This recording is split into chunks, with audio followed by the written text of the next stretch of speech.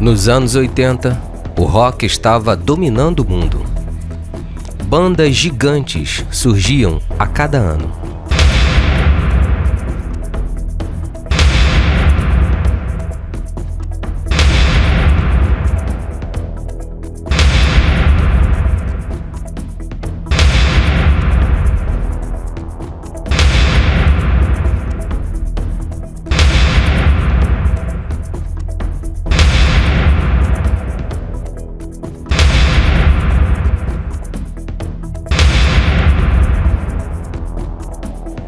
Mas nenhuma parecia tão perigosa quanto os Guns N' Roses. Eles não eram apenas músicos, eles eram caos, brigas, drogas, excessos, shows imprevisíveis e músicas que se tornaram hinos eternos.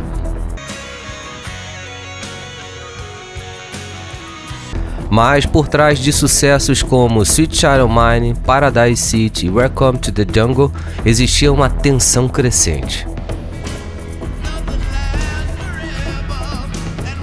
Uma guerra silenciosa. Uma guerra entre dois homens que definiram o som da banda. Axl Rose e Slash.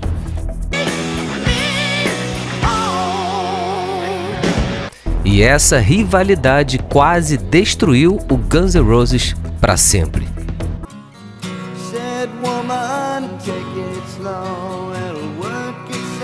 Para entender essa história, precisamos voltar para Los Angeles nos anos 80. A cena do rock na Sunset Strip era selvagem. Bandas surgiam todas as semanas.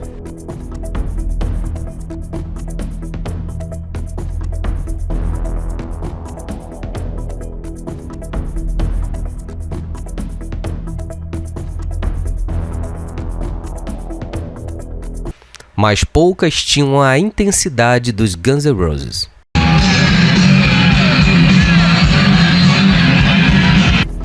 O grupo se formou da união de duas bandas, LA Guns e Hollywood Rose. E foi assim que nasceu a formação clássica: Axl Rose, Slash, Duff McKagan, Izzy Stradlin, Steven Nadler.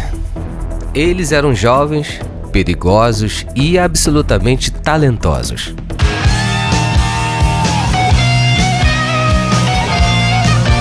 Em 1987 lançaram o álbum que mudaria tudo, Appetite for Destruction. Um disco que começou devagar,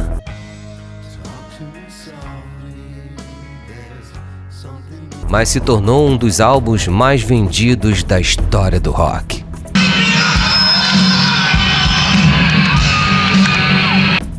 O sucesso foi explosivo. De repente, o Guns N' Roses estava no topo do mundo.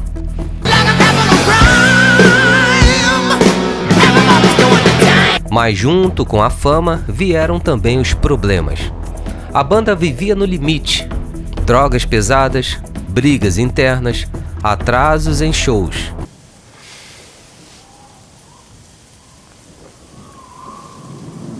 E principalmente o comportamento imprevisível de Axl Rose. Axl frequentemente chegava horas atrasado para os concertos. Em alguns casos, simplesmente não aparecia. E isso irritava o público e também os próprios integrantes da banda. Slash, por outro lado, representava o espírito clássico do rock, mais relaxado, mais focado na música, menos interessado em controle. E essas diferenças começaram a criar rachaduras.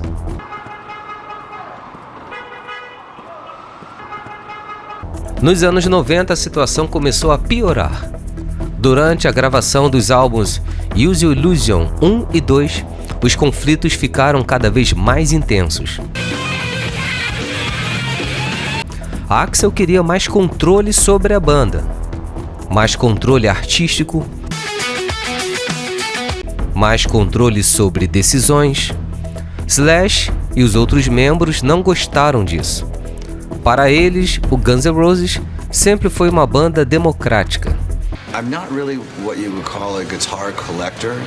Mas aos poucos, Axl passou a tomar as decisões sozinho. A tensão chegou ao limite durante a gigantesca turnê Use Illusion Tour, que durou mais de 2 anos. Foi uma das maiores turnês da história do rock, mas também uma das mais caóticas. Em 1996, o inevitável aconteceu. Slash deixou Guns N' Roses. A separação marcou o fim da formação clássica da banda. It's been, being in Guns N' Roses is obviously something that I'm very proud of. E para muitos fãs, foi como se o verdadeiro Guns N' Roses tivesse acabado naquele momento.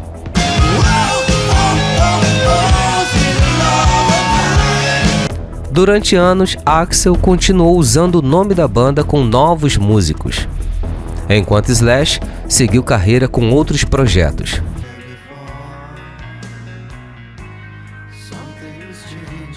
Entre eles, Slash Snake Pit.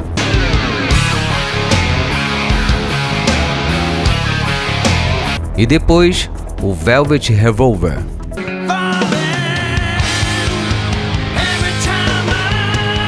Mas algo estava faltando: a química original.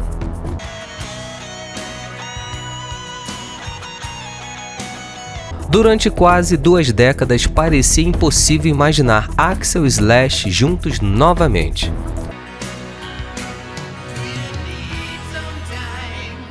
Mas em 2016, o impossível aconteceu. A banda anunciou a turnê Not in This Lifetime Tour.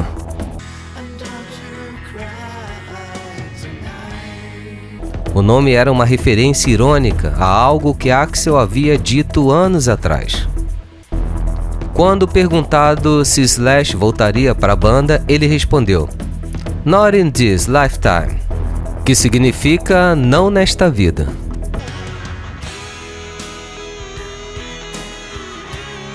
Mas a história mudou. A turnê se tornou uma das mais lucrativas da história da música. Milhões de fãs voltaram a ver o Guns N' Roses no palco. Axl, ninguém acreditava nessa volta. Que força foi essa que juntou vocês? E pela primeira vez em décadas, Axl e Slash tocaram juntos novamente. Não planejamos nada, a gente só pensava em como era bacana voltar a tocar juntos. A rivalidade entre Axl e Slash quase destruiu uma das maiores bandas de rock de todos os tempos, mas também faz parte da própria história do Guns N' Roses.